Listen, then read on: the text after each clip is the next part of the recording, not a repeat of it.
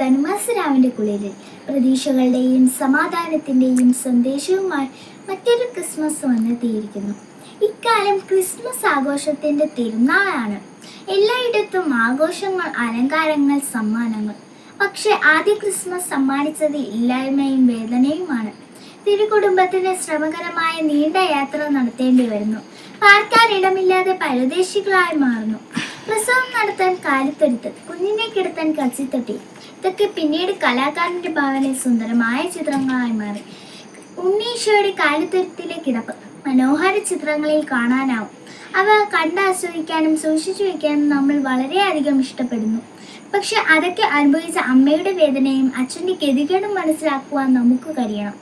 ദൈവം തൻ്റെ മഹിമ വിട്ട് ദരിദ്രനാകാൻ തീരുമാനിച്ചതിലൂടെ ക്രിസ്മസ് എല്ലാ ദരിദ്രരുടെയും തിരുനാളായി മാറുന്നു.